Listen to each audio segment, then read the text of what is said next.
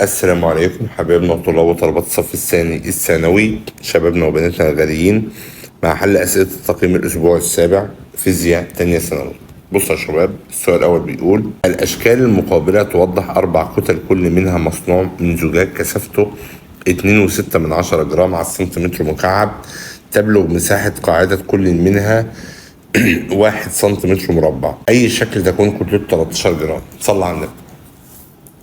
مبدئيا احنا دلوقتي عندنا رو بتساوي ام على فوليوم. انا هشتغل بالرو بالجرام على السنتيمتر مكعب عادي، لان كده كده كل حاجه يا اما جايه بالجرام يا اما جايه بالسنتيمتر، فمفيش اي مشكله. هنا الام ب 13. بص يا شباب، عندنا معلومه بتقول ان مساحه الشكل اصلا بيساوي مساحه القاعده في الارتفاع. مساحه القاعده هو قال ان هي بواحد، يبقى في الارتفاع بتاعها هنسميه وليكن اكس. طب ماشي، يبقى اذا اعمل مقص 13 هتساوي 2.6 في اكس. كده الاكس اللي هو الارتفاع بيساوي 5 سم. الاسطوانة ارتفاعها 5 سم اللي هي سي. ده كان السؤال الاول. السؤال الثاني: الشكل البياني يوضح علاقة بين الكتلة ام ومربع نص قطر القاعدة ار تربيع لعدد من الاسطوانات النحاسية المصمتة لها جميعا نفس الارتفاع اتش، فإن كثافة النحاس بتساوي ايه؟ صلى على النبي. أولا لما نيجي نشوف هنا الرو بيساوي ام على فوليوم. فوليوم هنا زي ما قلنا في الحصة هو حجم الاسطوانة. حجم الاسطوانة باي ار تربيع في اتش اللي هو ارتفاع. طب ماشي، وبعدين المفترض انا عاوز اجيب علاقة بين الكثافة والميل. الميل هنا بيساوي ايه يا شباب؟ الميل بمنتهى البساطة هو عبارة عن نسبة ام على ار تربيع. يعني انا هنا هعمل ايه؟ هاخد الام والار تربيع اشيلهم واحط بدلهم كلمة الميل. ما هو الميل ام على ار تربيع. هنا هفهم ان الرو بتساوي الميل على باي في اتش. الميل على باي في اتش هنا الاجابة نمرة بقى. السؤال الثالث بيقول لي ايه؟ السؤال التالت بيقول لي: من الشكل المقابل مكعبان من مادتين مختلفتين لهما نفس الكتلة، عايز العلاقة بين الكثافتين. صلى على النبي. هو أنا اللي أعرفه إن رو إكس على رو واي هيساوي كتلة إكس على كتلة واي في حجم واي على حجم إكس. وقلنا للطلبة قبل كده أنت هتشيل حجم واي على حجم إكس وتحط طول ضلع واي على طول ضلع إكس الكل تكعيب. الراجل كتر خيره قال ان هما لهم نفس الكتلة، يبقى رو اكس على رو واي تساوي ال واي اللي هي بواحد وال اكس اللي هي باتنين الكل تكعيب. طب واحد على اتنين تكعيب بتمن. ده معناها ان كثافة واي 8 امثال كثافة اكس. الاجابة د. 4. كرتان A و B من مادتين مختلفتين، كتلة الكرة A 3 امثال كتلة الكرة B. يعني كتلة A على كتلة B بتساوي 3 أمثال، ونصف قطرها يساوي قطر الكرة B. يعني نص قطر الكرة A بتساوي قطر الكرة B. قطر الكرة B اللي هو 2 RB. تاني نص القطر اللي هو رمزه R، القطر رمزه 2R، فهو قال إن نص قطر A بيساوي قطر B اللي هو 2 RB. فإن النسبة بين كثافة A وكثافة B هو رو A على رو B هتساوي كتلة A على كتلة B في نص قطر B على نص قطر A الكل تكعيب. احنا في الحصة قلنا وقتها انك هتقول له رو A على رو B بتساوي ام A على ام B في فوليوم B على فوليوم A. فوليوم هنا هو جاب لك كور يبقى R تكعيب، وبالتالي كتلة A على كتلة B 3 على 1. طب ار بي على ار ايه؟ قالوا لنا في درس الرياضة لما تاخد ار بي على ار ايه ما ترجعش بايدك فاضية، يبقى 1 على 2، والواحد على 2 ده يتكعب يبقى تمن، فيطلع الناتج في الآخر 3 على 8. الإجابة نمرة 1000. 5. الشكل التالي يوضح 4 عينات دم مختلفة، فإذا علمت أن كثافة الدم للشخص السليم 1060 وحجم عينة الدم بيساوي 2.76 في 10⁻5 متر مكعب، فإن عينة الدم للشخص المصاب بالأنيميا هي العينة مين؟ صلى على النبي. الشخص المصاب بالأنيميا المفترض كثافة الدم عنده بتكون أقل من المعتاد. يعني لو كثافة الدم في الشخص السليم 1060، فاحنا عاوزين الكثافة اللي أقل من 1060. طب الكثافة اللي أقل من 1060 المفروض تبقى كتلتها بكام؟ صلى على النبي. أنا هفكر إزاي؟ بكل بساطة هجيب كتلة عينة الدم في الشخص السليم وأشوف الكتلة الأصغر منها بس. المفترض إن رو بتساوي إم على فوليوم، وبناء عليه إم هتساوي رو في فوليوم. الرو ب 1060 والفوليوم 2076 في 10 أس سالب 5، هيطلع كام؟ هيطلع الناتج 2.2 في 10 أس سالب 2 كيلو جرام. لما أجي أحولها بالجرام أضرب في 1000، يعني العينة دي بالجرام هتبقى 22 جرام. 22 جرام هنا اللي هي العينة رقم 2، يبقى 2 ده شخص سليم. أنا عاوز القيمة الأصغر منه، فبالتالي هنختار رقم 1، ده شخص أكيد مصاب بالأنيميا. وضع الثلاث قطع متماثلة من النحاس داخل ثلاث سوائل مختلفة كما بالشكل، فإن بيقول لك هنا أنهي سائل كثافته أكبر وأنهي سائل كثافته أقل. بصوا يا شباب، أولا الكتلة دي غرقت في السائل، وبالتالي دي كثافتها أكبر من السائل اللي هو 3، وهنا كثافتها أقل من السائل 2، وهنا كثافتها بتساوي السائل 1. يبقى إذن أكبر كثافة هنا يعتبر هو السائل رقم 2، لأن خلى النحاسة تطفو عليه، وبعد كده السائل رقم 1، وبعد كده السائل رقم 3. يبقى إذن أكبر كثافة هنا رو 2، يليها رو 1، يليها رو 3. الإجابة نمرة ج. معروف إن المواد الأقل كثافة فوق المواد الأكبر كثافة. يعني طب لو طالب بيقول لي مش فاهم يا أستاذ، هقول له تعالى نعوضها بأرقام كده بالراحة. صلى على النبي عليه الصلاة والسلام. هقول للطالب تخيل معايا إن كثافة النحاس دايما وليكن ب 8000. كثافة النحاس معانا ب 8000. تمام. هنا النحاس بقى يعني يعتبر معلق، يبقى السائل ده كثافته 8000. هنا النحاس طافي، يبقى السائل ده أكبر من 8000، هنقول 9000. هنا النحاس غرق، يعني السائل ده ممكن يبقى 7000.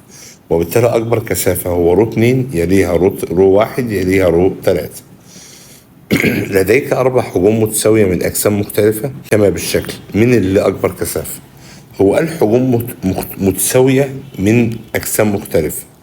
الرو هنا بتساوي إم على فوليوم، فلو الحجوم متساوية يبقى اللي كثافته أكبر أكيد كتلته أكبر. اللي كتلته أكبر هنا اللي هو رقم 1. إناء كتلته فارغ 10 كيلو جرام، عندما ملأ تماما بالماء أصبح كتلته 17 كيلو جرام، ثم فرغ وملئ بسائل آخر أصبحت كتلة الإناء بالسائل 20 كيلو جرام، فإن الكثافة النسبية للسائل إيه؟ بصوا يا شباب، الكثافة النسبية للسائل بتساوي كتلة السائل فقط على كتلة المية. الراجل قال لك إن المية والإناء مع بعض 17 والإناء فاضي 10، يبقى المية كام كيلو؟ المية 7 كيلو. وقال لك الإناء والسائل مع بعض 20، طبعا هنا 7 كيلو ده المية، آسف في المقام، والإناء والسائل مع بعض 20 والإناء لوحده 10، يبقى السائل 10. احنا هنقسم هنا 10 على 7، 10 على 7 تطلع ب1.43. السؤال 9. في معمل تحاليل الكشف عن تركيز الأملاح في البول كانت النتائج ل4 أشخاص كالتالي. شخص A كثافة البول عنده 1020، B كثافته 1030، C 1010، D 1019. مين الشخص المصاب بزيادة الأملاح؟ الشخص المصاب بزيادة الأملاح هو اللي عنده كثافة بول أكبر من 1020، اللي هو الشخص النمرة B. الشكل البياني المقابل يوضح تغير كثافة الدم لشخص تحت الملاحظة الطبيعية لمدة 30 يوم.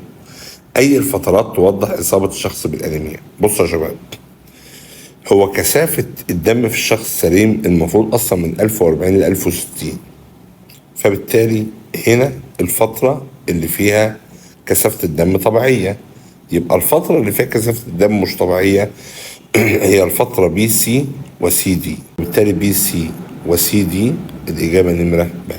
كثافته أقل من المعتاد. لديك 4 أشكال بيانية تمثل علاقة بين حجوم وكتل مواد مختلفة وحجم نفس الكتلة من الماء اللي هو فوليوم 2. الكثافة النسبية الأكبر إيه؟ بصوا يا شباب، الكثافة النسبية هي كثافة المادة على كثافة الماء، أو كتلة حجم معين من المادة على كتلة نفس الحجم من الماء، أو حجم كتلة معينة من الماء على حجم نفس الكتلة من المادة. يعني اللي نسبة حجم المية عنده أكبر من حجم المادة، فبالتالي هيبقى هو الكثافة النسبية أكبر. هنا بقى المفترض إن هو ضحك عليا، اللي على الرأس ده دايما هو فوليوم 1 وده حجم الجسم، وهنا حجم المية، وبالتالي هنا الرو النسبية مش بتساوي الميل، الرو النسبية بتساوي مقلوب الميل. يعني اللي عنده كثافة نسبية أكبر هو اللي عنده ميل أقل. اللي عنده ميل أقل المادة رقم 4. تاني يا شباب، الرو النسبية ما هياش حجم السائل على حجم المية، ده حجم المية على حجم السائل. الرسومات البيانية اللي عندي جايب لي حجم الجسم على حجم المية، فده مش كثافة نسبية، ده مقلوب الكثافة النسبية. 12. الشكل البياني المقابل يمثل علاقة بين الكتلة والكثافة لعدد من المواد المختلفة عند ثبوت الحجم. مواد مختلفة عند ثبوت الحجم، أي الأشكال يمثل حجم أحد هذه المواد. صلوا بنا على النبي. أولا أنا جايب لي علاقة بين إم ورو، إم بالجرام والرو بالجرام على السنتيمتر مكعب، فإحنا نجيب منها فوليوم إم على رو. طب ما الإم عندي بكام؟ الإم ب96 والرو ب12. لو قسمنا 96 على 12 96 على ال 12 فيها 8، فأنا هختار العنصر اللي حجمه 8. مين حجمه 8؟ المكعب إيه؟ لأن 2 في 2 في 2 بيساوي 8. 13. احسب الكثافة والكثافة النسبية للألومنيوم إذا كان حجمه 1 متر من 10 متر مكعب منه بيساوي 270 كيلو جرام. كثافة الألومنيوم بتساوي إم على فوليوم. طب ما إم الألومنيوم ب 270 والفوليوم بواحد من 10، فيطلع 2700 كيلو جرام على متر مكعب. لما يجي يطلب مني الكثافة النسبية هتساوي رول المادة على رول المية، هيطلع 2.7 من 10. الألمنيوم جداره سميك، كتلته فارغ 5 كيلو جرام وارتفاعه 30 سنتي ونص قطره الداخلي 20 سنتي. احسب كتلة الزيت الذي يملأه. صلى على النبي. كتلة الزيت اللي بيملاه ام بتساوي فوليوم فرو للزيت، وعايز كتلة الزيت اللي بيملاه. رول الزيت 800. طب حجم الإناء ايه؟ قال لك حجمه بيساوي مساحة القاعدة في الارتفاع. مساحة القاعدة باي والار، هو قال لك نص قطره الداخلي 20 سنتي، يبقى هنا 2 من 10 تربيع. في ارتفاعه كام سنتي؟ 30، يبقى 3 من 10. فلو قلنا هنا باي في 2 من 10 تربيع في 3 من 10 في 800، هيطلع كتلة الزيت 3 1 من 100 في 10 أس 1، يعني 30 كيلو جرام تقريبا. حجم 50 جرام من الكيروسين يساوي 60.9 من 10 سنتيمتر مكعب. عايز الكثافة والكثافة النسبية على الترتيب. صلى على النبي. أولا الرول الكيروسين هتساوي إم على فوليوم. خد بالك من حاجة، إن الكثافة بوحدة جرام على السنتيمتر مكعب هي نفسها الكثافة النسبية. الكثافة بالجرام على السنتيمتر مكعب هي نفسها الكثافة النسبية. الكتلة 50 جرام والفوليوم 60.9 من 10 سنتيمتر مكعب، فلو قسمنا 50 على 60.9 من 10 هيطلع عندي 8.2 من 10 أو 82 من 100، يا إما جرام على السنتيمتر مكعب. دي كثافة وهي نفسها الكثافة النسبية. وعاء كتلته 10 كيلو جرام عندما يكون فارغ، وعندما يملأ بالماء تصبح كتلته الكلية 60 كيلو. طب ما هو ده معناه ان ام المية لوحدها بيساوي 50 كيلو. الوعاء فاضية 10 والوعاء والمية 60، يبقى المية لوحدها 50. وعندما يملأ بالزيت تصبح كتلته الكلية 50، يبقى ام للزيت لوحده 50 ناقص 10 ب40. مديه كثافة المية، عاوز الكثافة النسبية وكثافة الزيت.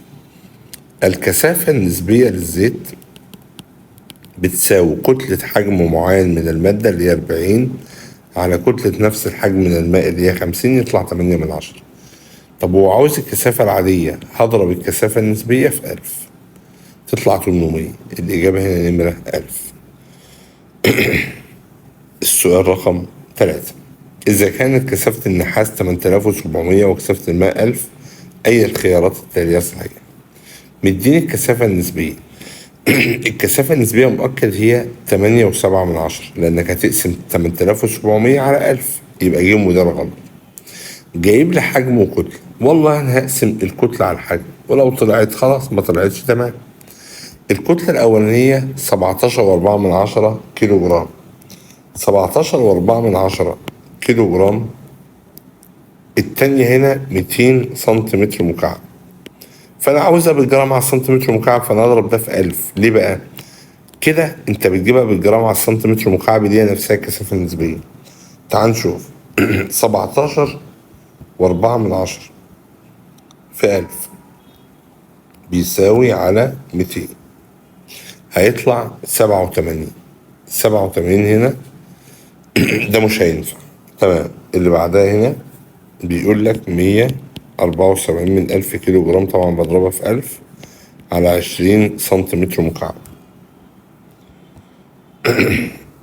1000 على 20 سنتيمتر مكعب هيطلع 8.7. الإجابة هنا تبقى نمرة باء. مكعب طول ضلعه 20 سم وكتلته 76.8 كيلو جرام. عايز الكثافة والكثافة النسبية. الكثافة هتساوي ام على فوليوم. الام عندي ب76.8 كيلو، والفوليوم 20 سنتيمتر مربع في 10 أس -2 الكل ايه؟ تكعيب. 20 سنتيمتر مكعب، يبقى 76.8 على 20 سنتيمتر مكعب اهو، هيطلع عندي الناتج 9.6 أو 9600 كيلو جرام على متر مكعب. طبعا لما احولها الكثافة النسبية بقسم على 1000 تطلع 9.6. يوضح الشكل المقابل كثافة الدم لعدد من الأشخاص A و B و C و D و E. كثافة الدم الطبيعية 1040 ل 1060، دي كده كثافة طبيعية. اللي مش طبيعي مين بقى؟ الشخص اللي عنده أنيميا. الشخص اللي عنده أنيميا بشكل أقل أو بسيط، ده اللي كثافته قريبة من الكثافة الحقيقية. اللي كثافته قريبة اللي هو مين؟ دي. أما اللي عنده أنيميا بشكل حاد هو اللي كثافته بعيدة عن الكثافة الحقيقية اللي هو مين؟ إيه. حجمان متساويان من الحديد والألمنيوم اللي هو ما فرق في الكتلة بيساوي 12.75%. إذا كانت نسبة كثافتهما رو حديد على رو ألمنيوم بيساوي الرقم ده، عايز كتلة كل معدن. هو رو حديد على رو ألمنيوم هتساوي ام حديد على ام ألمنيوم، على اعتبار ان الحجم متساوي. فلما نعوض 26 على 9 بتساوي ام الحديد على ام الألمنيوم. ام الألمنيوم اهو. ام الحديد بايه بقى؟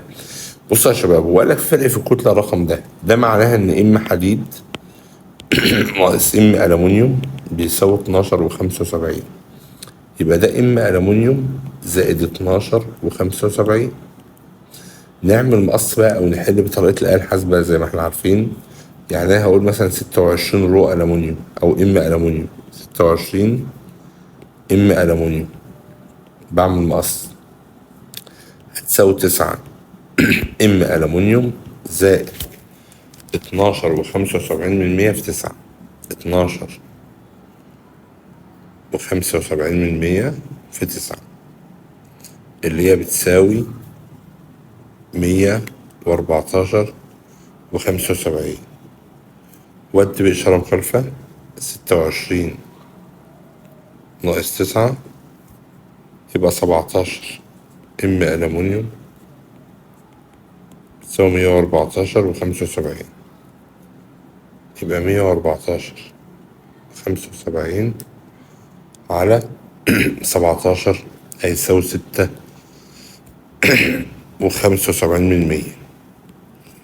طب ما هو الحقيقة ده أكبر منه، فبجمع عليه 12 و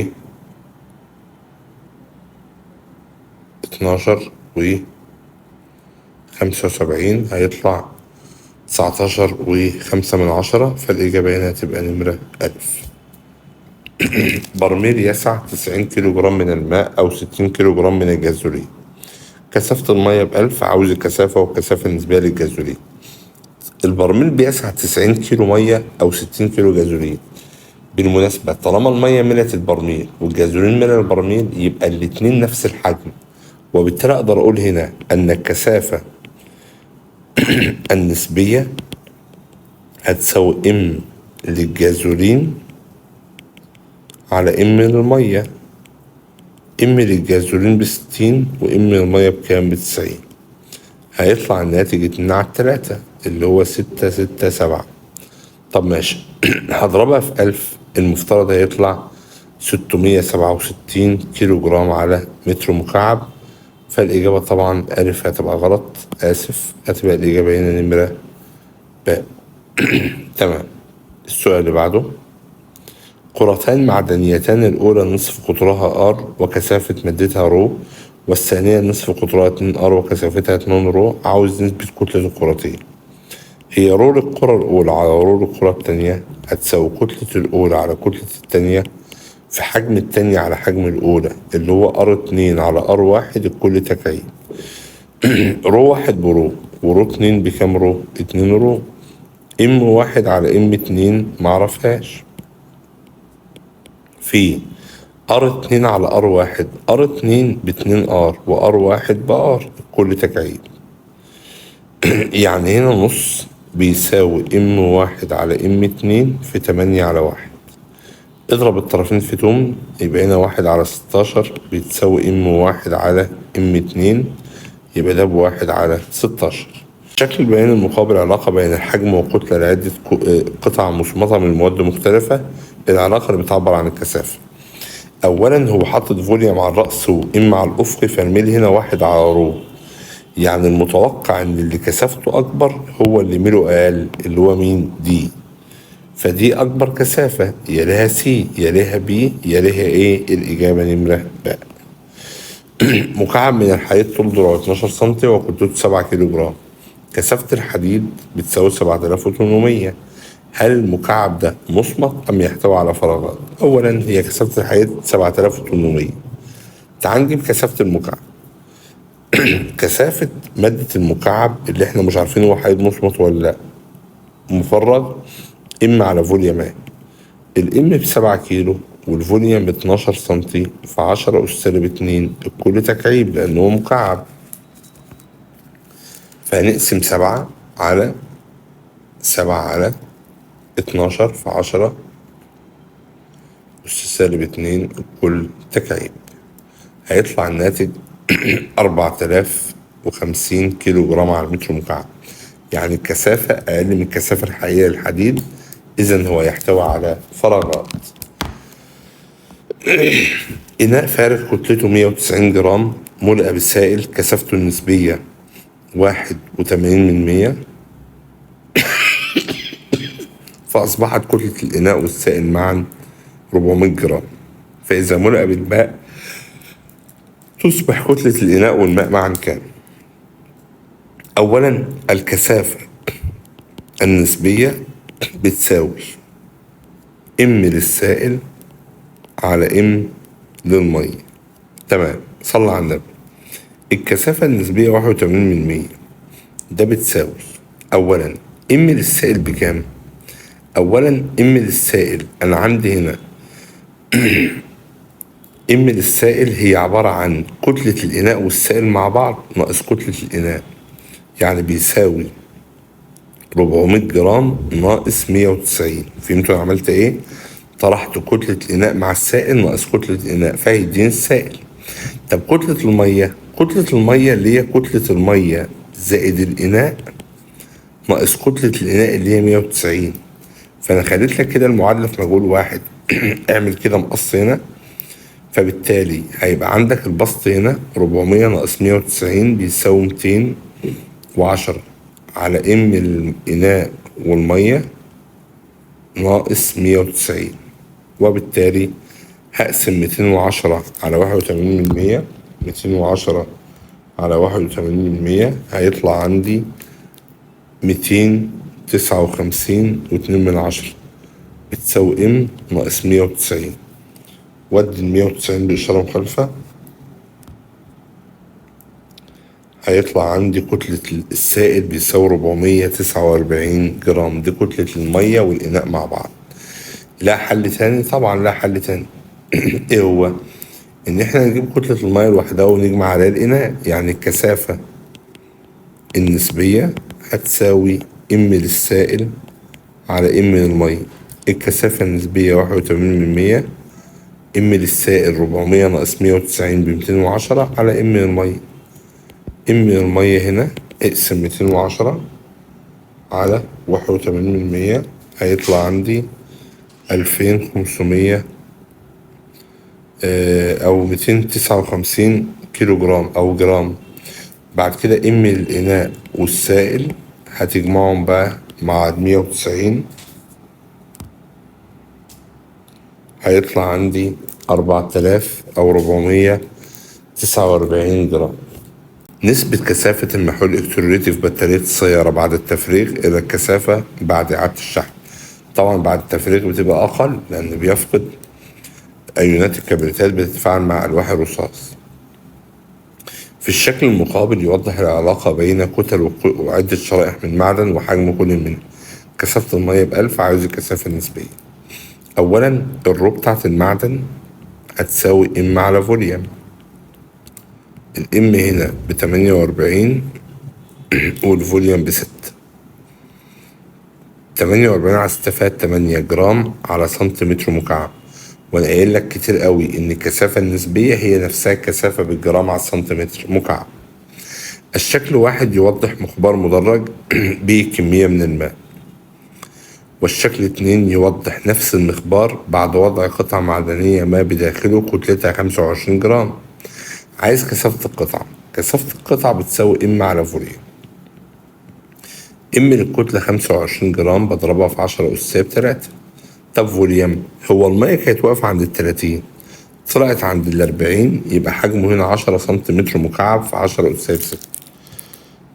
لو قلنا 25 في 10 أس ب3 على 10 في 10 أس ب6 هيطلع ناتج عندي 2500 كيلو جرام على متر مكعب. نروح للسؤال اللي بعده. العلاقة البيانية التالية تبين كتلة وحجم كمية من الدم ل4 أشخاص مصابين بمرض الأنيميا. من الشخص الذي لديه إصابة أعلى؟ الشخص اللي لديه إصابة أعلى هو اللي كثافة عنده قليلة.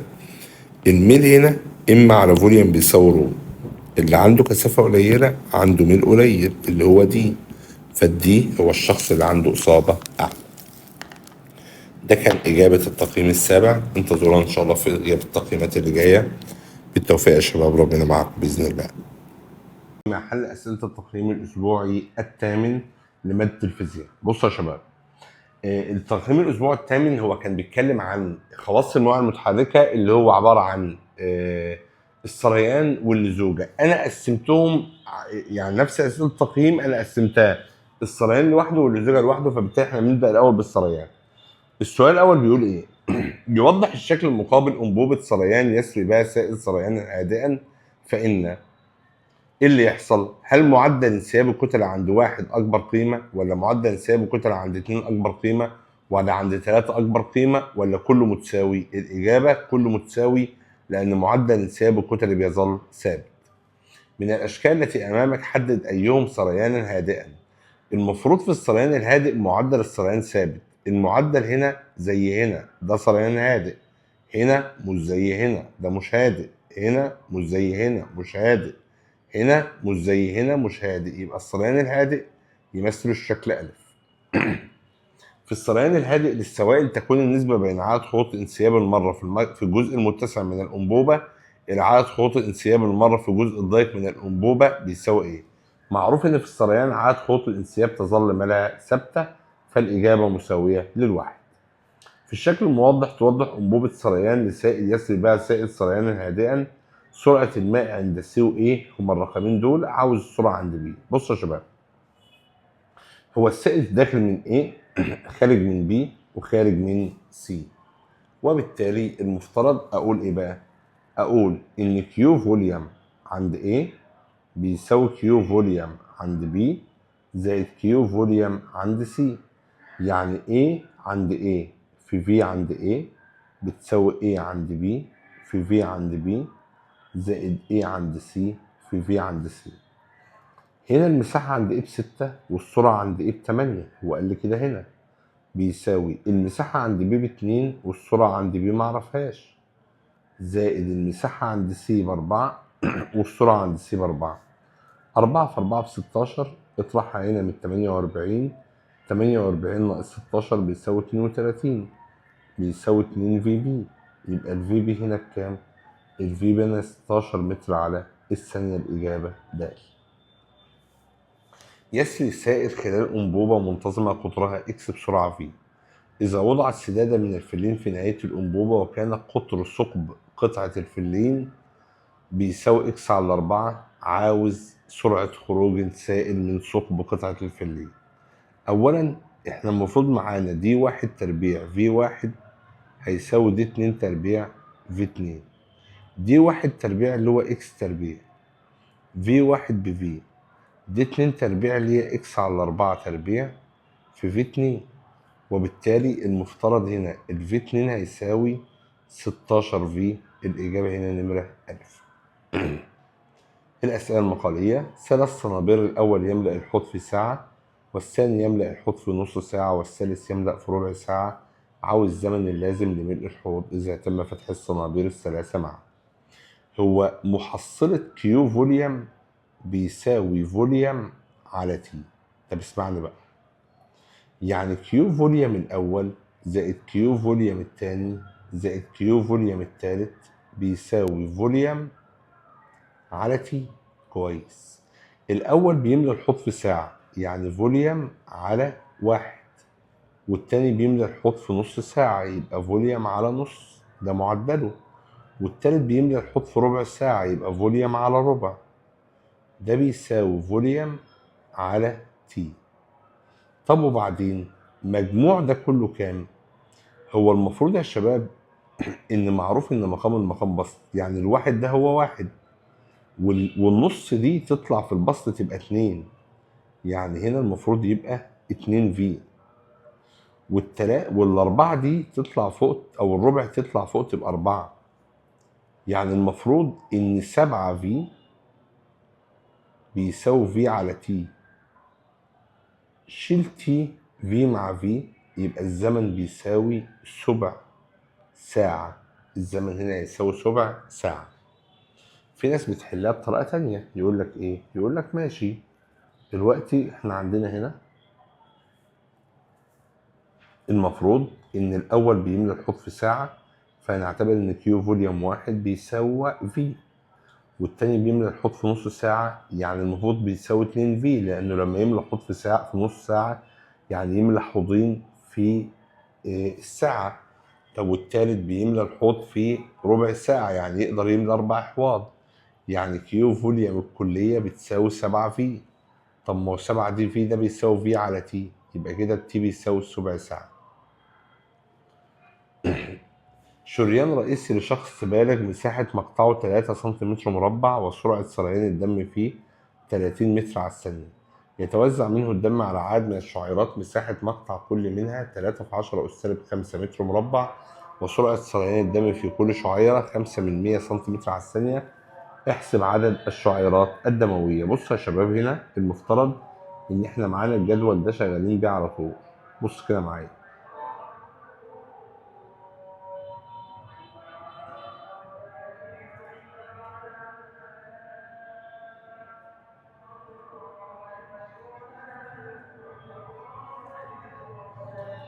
الأول التاني ان في اي ار دي. الشريان مساحة مقطعه 3 سنتيمتر مربع، وسرعة سريان الدم فيه 30 سنتيمتر على الثانية. يتوزع من الدم على عدد من الشعيرات الدموية، مساحة مقطع كل منها 3 في 10 أس سالب 5 متر مربع، والسرعة فيها 5 من 100 سنتيمتر على الثانية. عاوز عدد الشعيرات. A1 V1 هيساوي N 2 V2. A1 ب3 سنتيمتر مربع بضربها في 10 أس سالب 4. V1 ب30. ليه سبتها 30 زي ما هي؟ طالما ده سنتيمتر على الثانية وده سنتيمتر على الثانية مفيش مشكلة. الفكرة إن ده سنتيمتر مربع وده متر إيه؟ مربع. ده بيساوي إن بكام؟ إن معرفهاش. الاتنين 3 في 10 أس سالب 5 في V2 بيساوي 5 من 100. نشوف الناتج. الإجابة إن عدد الشعيرات هنا يساوي 6000 شعيرة دموية. السؤال اللي بعده بيقول لي هنا إيه؟ أنبوبة قطرها 10 سنتي تنتهي بقطر 2.5 سنتي. إذا كانت سرعة الماء في الجزء المتسع 1 متر على الثانية وكثافة المية ب1000، عاوز سرعة الماء عند النهاية. بصوا معايا، هو برضه نفس النظام. لو احنا عملنا نفس الجدول اللي احنا عملناه من شوية، بصوا اهو، فهنجد برضه الجدول اهو.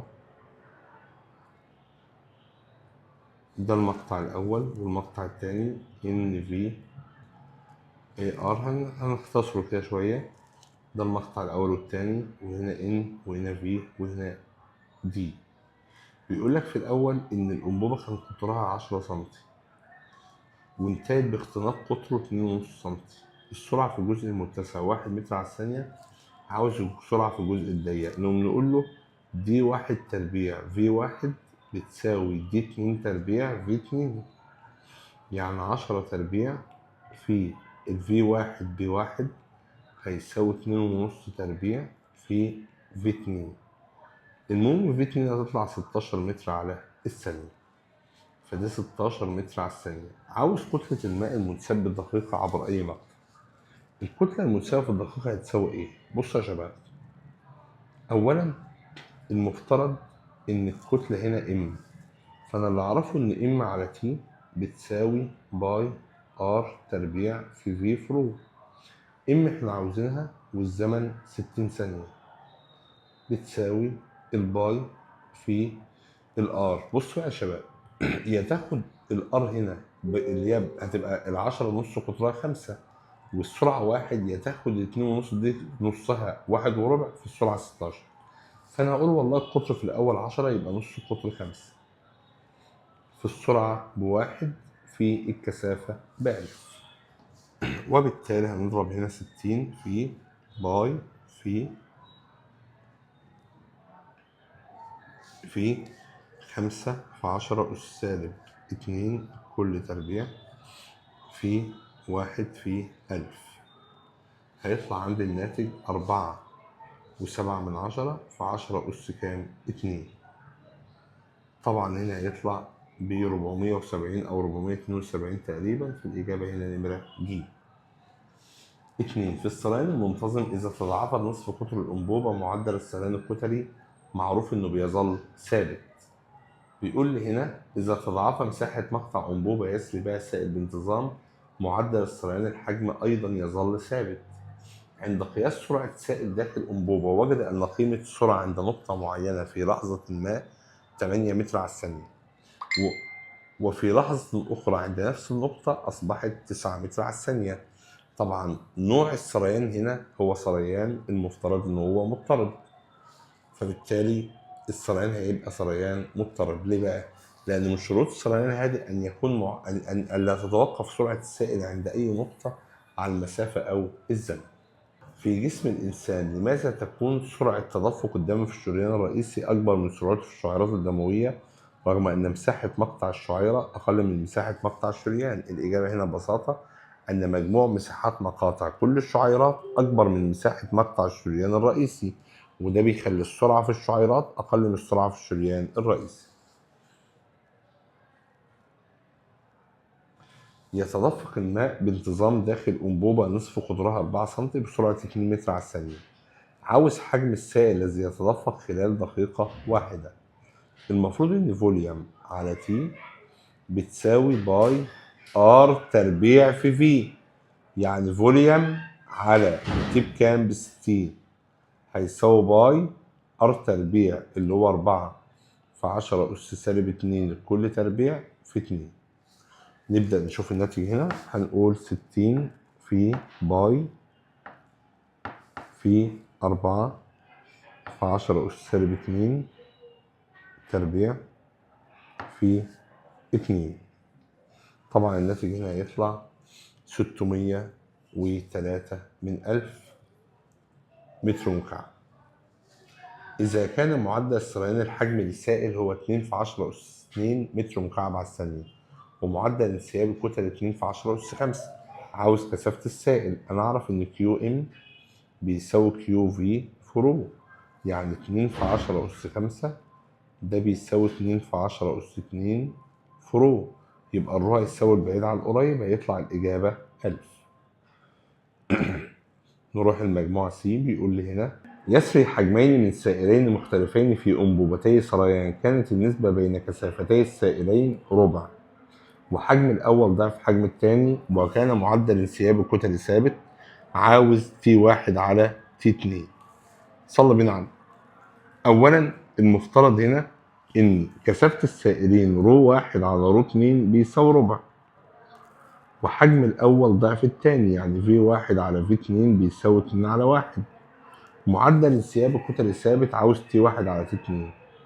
هو كيو ام بيساوي فوليوم في رو على تي، فلو قلنا كيو ام 1 على كيو ام 2 هتساوي في 1 على في 2 في رو 1 على رو 2 في تي 2 على تي 1.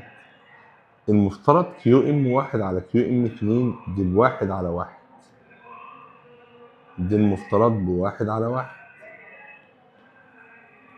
ماشي. في 1 على في 2 ب2 على 1، رو 1 على رو 2 بربع، تي 2 على تي 1. بص كده، يعني 1 على 1 بتساوي نص تي 2 على تي 1. كده تي 1 على تي 2 بيساوي نص، أو بيساوي نص لأنك لو ضربت هنا في تي 1 على تي 2 وضربت هنا في تي 1 على تي 2 يبقى تي 1 على تي 2 هيساوي نص. يسري السائل في أنبوبة بسرعة v عند أحد طرفيها، إذا زادت السرعة إلى 2 v عند الطرف الآخر فإن النسبة بين نصفي قطري الطرفين على الترتيب R1 و R2. بصوا يا شباب، المفروض أقول هنا إن R1 تربيع V1 هتساوي R2 تربيع V2، يعني R1 تربيع V1 بV اللي هي بواحد هتساوي R2 تربيع V2 ب2، فبالتالي R1 تربيع على R2 تربيع بيساوي 2 على 1. خد الجذر التربيعي يبقى R1 على R2 جذر 2 على 1. حل أسئلة الدرس اللزوجة من التقييمات الأسبوعية. أول سؤال، الشكل المقابل يوضح كميات متساوية من سوائل مختلفة صبت في أقماع متماثلة. إذا علمت أن لزوجة M أكبر من Z أكبر من X أكبر من Y، مين اللي هيتجمع الأول؟ المفروض ان اللي هيتجمع الاول هو السائل اللي لزوجته قليله عشان معدل انسيابه عالي، والسائل اللي لزوجته قليله هنا هيبقى هو السائل واي، فهنا هيبقى السائل واي. السؤال اللي بعده، هل يمكن استخدام الماء في تزييت الآلات المعدنيه؟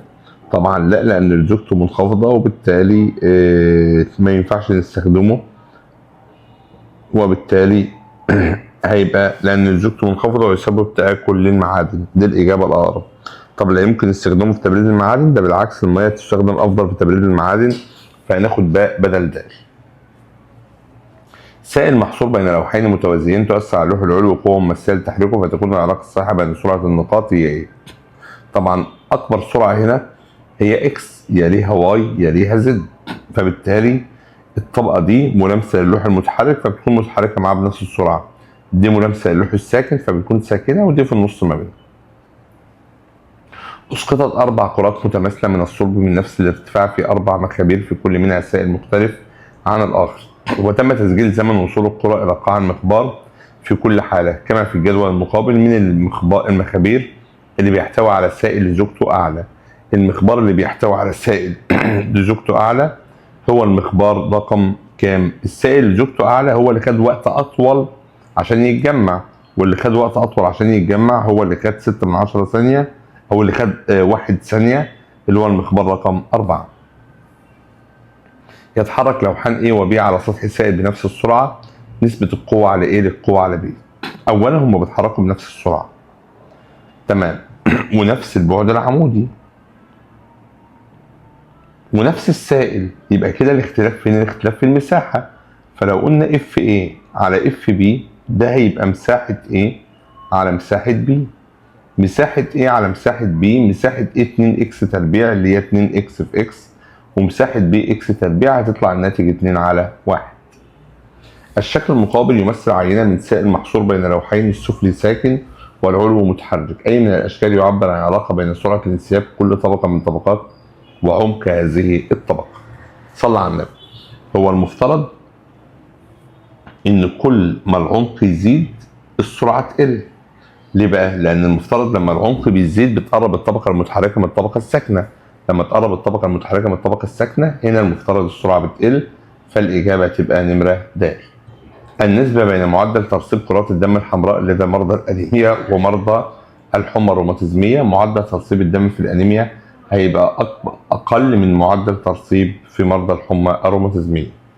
لديك 4 ألواح خشبية ذات مساحات مختلفة، A1 أكبر من A2 أكبر من A3 أكبر من A4، وضعت في سائل واحد وكل منها يتحرك بنفس السرعة. عمق السائل متساوي، أي الاختيارات التالية يمثل ترتيب القوة. طبعا أكبر قوة اللي هي أكبر مساحة A1، يليها A2، يليها A3، يليها A4، فتبقى F1 أكبر من F2 أكبر من F3 أكبر من F4. الإجابة ده. طبقة سطحية من سائل مساحتها 2 متر مربع، دي المساحة اللي هي إيه؟ تتحرك بسرعة 2 متر على الثانية، دي اللي هي الفي. نتيجة تأثير قوة ماسية مقدارها 4 نيوتن، دي الإف. الطبقة دي على عمق 2 سم من أسفل سطح السائل. عاوز معامل الزوجة. معامل الزوجة إيتا بتساوي اف في دي على اي في في. طب الاف بكام؟ ب4، والدي بكام؟ ب2 سم في 10 أس سالب 2 على المساحة 2 في السرعة ب2، هيطلع الناتج 2 في 10 أس سالب 2 نيوتن في ثانية على متر مربع. القوة المطلوبة لجعل الطبقة المتحركة تصل إلى ضعف السرعة. طالما السرعة تتضاعف يبقى لازم القوة تتضاعف، والقوة تتضاعف تبقى 8 نيوتن لأن هي أصلا كانت 4. عند إجراء اختبار سرعة ترسيب الدم لثلاث أشخاص، الأول مصاب بالروماتيزم والثاني بالأنيميا والثالث سليم، السرعة النهائية لمعدل تساقط كرات الدم هتكون أكبر فين؟ طبعا أكبر في مرضى الحمى الروماتيزمية اللي هو في الشخص الأول. تتحرك سيارة من السكون وتزداد سرعتها لتتعدى 120 كم في الساعة. الشكل المعبر عن العلاقة بين السرعة ومقاومة الهواء. بصوا يا جماعة، في السرعات الصغيرة قوى الاحتكاك طرد مع السرعة، فبالتالي السرعة والقوة تبقى علاقة طردية. في السرعات العالية بقى قوى الاحتكاك طرد مع مربع السرعة، فتخضع لمنحنى اللي هو بتاع الدالة التربيعية بتاع درس الرياضة اللي هو بقى عامل كده. فالإجابة الصح هتبقى الإجابة ب. اللوح دائري قطره 140 سم، القطر ده اللي هو 2R، ينزلق بسرعة 1/10 متر على الثانية على طبقة من سائل لزج سمكها 2.5 مللي، معامل زوجته 2.5. عاوز القوة المماسية. اف بتساوي ايتا اي في في على دي. الايتا بيساوي 2.5 في الاي باي ار تربيع. الار هنا ب 70 سم في 10 أس سالب 2 لأن القطر ب 140 على في الفي طبعا ب1/10 على الدي ب2.5 مللي في 10 أس سالب 3. نبدأ نحسبها مع بعض.